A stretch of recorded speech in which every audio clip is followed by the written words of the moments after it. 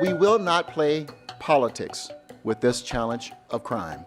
This isn't a Democratic or Republican issue. Denver is targeting what it calls new crime hotspots. People living in those areas, though, are surprised. But as far as the neighborhood being unsafe, I think that it's not unsafe because you see people walking their dogs and all that. We'll look at the plan to meet the community's needs. Porch pirates show no mercy. Saw a guy run up, grab the packages, and run off within about 15 seconds. State lawmakers are trying to help build up your defense. And good evening, and thank you for joining us tonight at 6. I'm Ann Trujillo. I'm Shannon Ogden. We don't enjoy reporting on crime. You don't enjoy hearing about it. And in an attempt to reduce crime in Denver, city officials have revamped their public safety plan. Last summer, Denver identified 5 crime hotspots where they would assign more patrols. Denver 7's Ivan Rodriguez shares how the city's plan is evolving. The 3 new hotspots the city has identified because of issues like shootings are the areas of Lipan, Mississippi, 14th and Federal, and Dartmouth and Havana. The city also says it hasn't forgotten about the other 5 hotspots it identified last year. This challenge is a top concern for me and my administration. Thursday morning, Mayor Hancock laid out plans to reduce the city's increase in crime. He says public safety challenges include illegal guns, drug addictions, youth violence, and criminals reoffending once they're released. We cannot allow people who represent a public safety risk to be back on our streets. In the summer of 2021, Denver police began a precision policing model, identifying 5 hotspots across the city. Since then, Chief Payson says there has been a dramatic decrease in criminal activity in 4 of the 5 hotspots. For example, one hotspot had 17 shootings in 2020, and through our partnerships and collaboration with our community, it went to 0. By adding these 3 locations as new hotspots, DPD hopes to gain similar results. But for people who live in the area of Lipan and Mississippi, the news came as a surprise. The only thing I really know is what I see on television. But as far as the neighborhood being unsafe, I think that it's not unsafe because you see people walking their dogs and all that. There are other areas like 5 Points, downtown, Union Station that I think are in absolute dire need of help right now, and I think are not seeing the help that it necessarily needs. Specifically, while not considered a hotspot, illegal behavior at Union Station hasn't gone unnoticed. Since November, more than 500 arrests have been made in Union Station and the downtown area. DPD says it will work with RTD, case managers, and substance use navigators to help curb drug activity. Through diversion, resources can be focused on treatment, and we take away the opportunity for drug dealers and others to prey on these individuals. The city says it will continue working on all of these challenges until they are solved. Ivan Rodriguez, Denver 7. The city also plans to hire more police officers and sheriff's deputies to help. The head of Denver's Community Task Force to design recommendations for police thinks money can be spent elsewhere. We're shelling out millions of dollars and none of the officers are being held accountable. So what you're actually having is you're having the citizens being punished for the crimes of law enforcement. And I think that that is inherently unfair, that money that could be used for education, money that could be used for housing, money that could be used for some of the top priorities that the city has identified and that the citizens have identified is being used instead to pay for police violence, unnecessary police misconduct. Now, speaking of oversight, Denver's Citizen Oversight Board has named 3 finalists for its vacant independent monitor seat, and they include Robert Booth III, who is the current Assistant Deputy Attorney General in the state's Attorney General office, Joseph Lipari, who is the current independent monitor in Boulder, and Dana Walton McCauley. She's the Deputy Director of the Police Oversight Agency in Portland, Oregon. The president of Aurora's Police Association has been fired. Now, Aurora's Police Association, one of 2 unions representing officers there. Police Chief Vanessa Wilson says Officer Doug Wilkinson violated the city's anti-harassment policy. Wilson says it stems from a November email sent to 235 members in which Wilkinson questioned making the department more diverse. In his words from the email, Wilkinson said to reflect the community, the department would have to hire, this is a quote, 10% illegal aliens, 50% weed smokers, 10% crackheads, and a few child molesters and murderers to round it out. First responders lined the road to honor Denver Sheriff's Deputy Latasha Betterly Bird today. Her body was escorted to the Olinger Crown Hill Mortuary in Wheat Ridge. Bettery Bird was killed Monday morning in Adams County. The man who shot her then took his own life.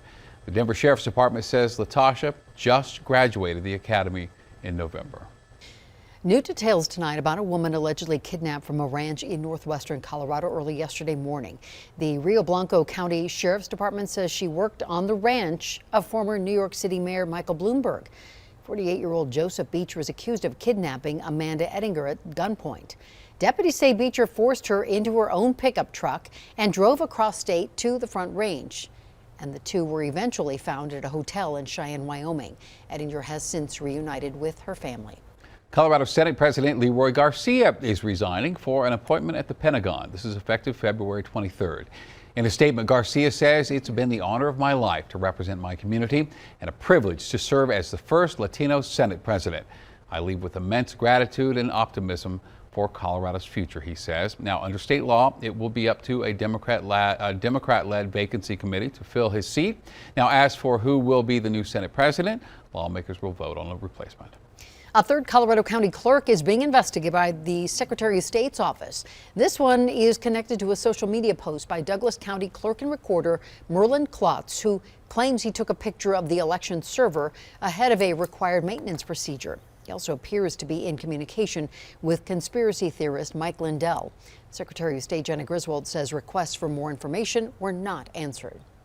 About 2,000 Douglas County teachers, students, and parents rallied against the school board's apparent attempt to fire the Duck superintendent today.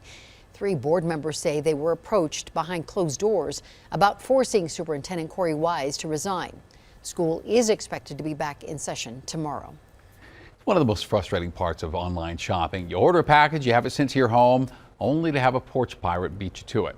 Well, one Colorado lawmaker has come up with an interesting legislative solution to the problem. Denver 7 political reporter Megan Lopez steals a story from here. I had got some packages delivered. They were actually Christmas presents. It's frustrating. And then got a ring notification on my camera and saw a guy run up, grab the packages, and run off within about 15 seconds. Watching something you paid for, you waited for, walking away with a stranger. I don't know if it was better or worse to watch someone run away with my packages. Alex Cook's story is by no means unique. In fact, it's becoming increasingly more common as more Americans turn to online shopping. A recent Safeway study named Denver as the #1 city in the country for porch pirate thefts. It's called a crime of opportunity for a reason, and that's because it's so easy for people to come up, grab a package, and go. In terms of porch piracy, losers for the companies and losers for the customers, right? Customers are expecting companies to do something about it. I'm a frequent online shopper. Representative Alex Valdez knows the feeling. I would show up at home and the thing that I was anxiously awaiting was gone. So this year he came up with a bill to help. It offers a $75 tax credit to victims of porch pirates to go buy an anti-theft device for their home. Something Bench Sentry was created to thwart porch theft. Like this bench, where delivery drivers can lock your packages inside using a code. If there's more of these on the porches, the thieves are going to get worn down. They're going to go on and move on to a different neighborhood. It is a true deterrent rather than just grabbing a video clip of somebody walking off the porch with a package. But there is a caveat to this bill. You have to file a police report first to qualify for the tax credit. Representative Valdez says that's for the data. We found that there's not a lot of data. Most of the time when somebody's the victim of porch piracy, they just call Amazon or whoever and get another package sent their way. The other Alex did file a police report, and he's taken steps since to keep his packages safe. I've actually had deliveries go just in the back patio. But he says he might try to use that tax credit if this bill passes. Megan Lopez, Denver 7. Colorado U.S. Senator Michael Bennett's attempt to expedite hearings on the future of the Amachi internment camp was stopped today by Utah Republican Senator Mike Lee. Now, Bennett is sponsoring a bill to name the Amachi site as a National Historic Site and make it part of the National Park System. The site in southeastern Colorado was used as an internment camp for Japanese Americans during World War II. Bennett asked for unanimous consent for the Senate to move more quickly through the legislative process.